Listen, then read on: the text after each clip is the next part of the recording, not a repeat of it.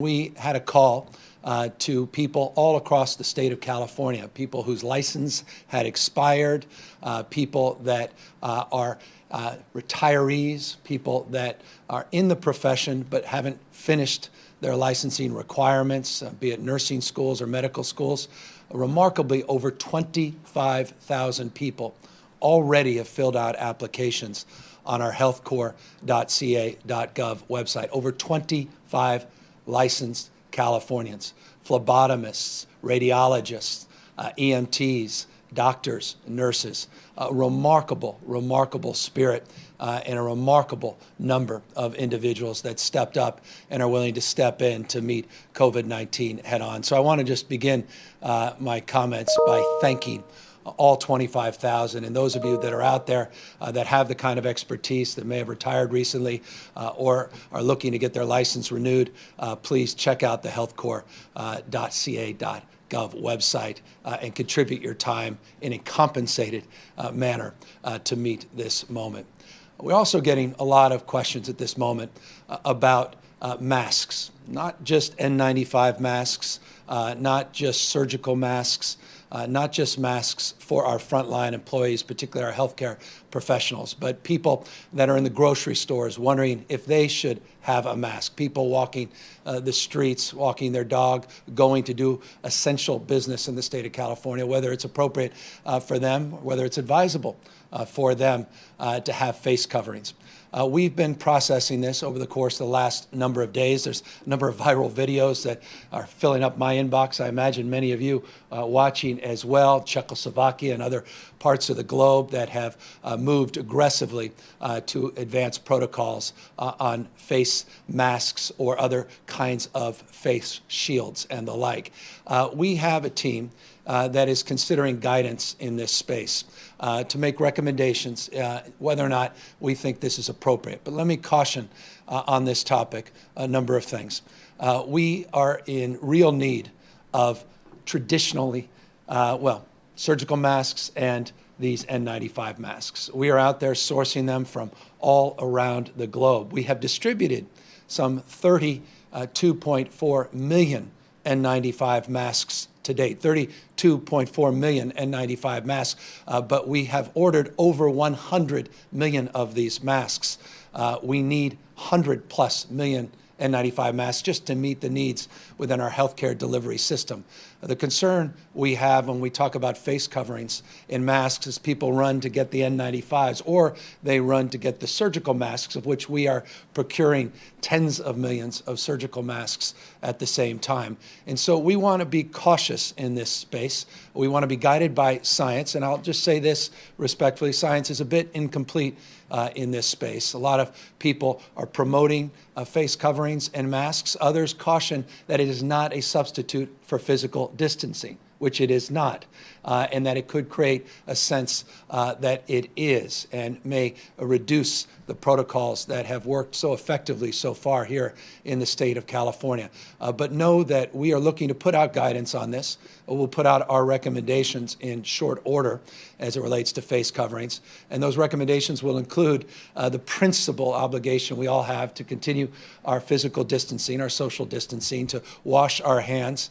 And if we are putting face coverings on, we'll lay out guidelines in specific terms of what that means and what it doesn't mean. The last thing we want are people putting on coverings and moving them, their hands, not washing their hands, and potentially creating additional issues, people getting the wrong kind of impression that somehow now they're absolutely immune from contracting the virus and the like. But I know that this is becoming a major issue all across the United States. CDC has implied they'll be putting out some guidelines. I know the President himself and others have made reference to the same.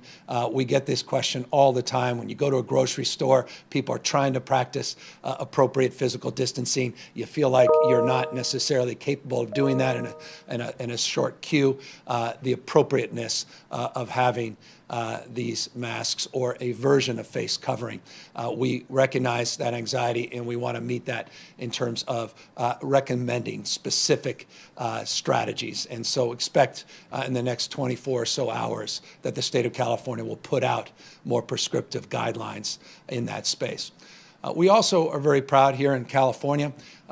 We had incredible leadership that is demonstrable in the state by Cesar Chavez. That leadership was recognized formally as this day is every year, Cesar Chavez Day. And in the spirit of contribution, the spirit of service, in the spirit of meeting this moment, we are also announcing an effort to do more and do better to protect our seniors in the state of California. We have 5.3 million Californians that are 65 years and older. And we've been doing some remarkable things at the local level to check in on our seniors, wellness checks to make sure they're getting their medications, making sure they're getting their prescriptions. But we need to step things up significantly. And that's what we are announcing here today, a statewide initiative, working with our partners at the AARP, working with our partners at Alzheimer's, American Lung Association, Cancer Association, Heart Association, working with our local partners, our CERT teams that are part of our mutual aid program, traditionally utilized in preparation for our wildfire seasons, our Listos program, which we rolled out a few months ago to do the same. We're now reconstituting all of those programs and building capacity and partnership to significantly increase our connectivity to our seniors, to check in not just for wellness checks related to food and medicine, but the deep anxiety people are feeling being isolated at home, and the loneliness people are feeling at home, not connected to the outside world, anxious about their life and their loved one's life. And so neighbor by neighbor, we're asking people to make 5 calls. We've worked in social media platforms next door to do just that in 22,000 neighborhoods across the state. We've already connected through that platform just shy of 8 million individuals, but we have to go deeper and we have to do more. And we have to do it in a way that not only just checks in on someone to see how they're feeling, but be able to deliver something on the back end, not just a meal or medical supplies. And that's why we've created a hotline for people across the state that will guide them to more substantively deliver on the needs of the individual they're contacting.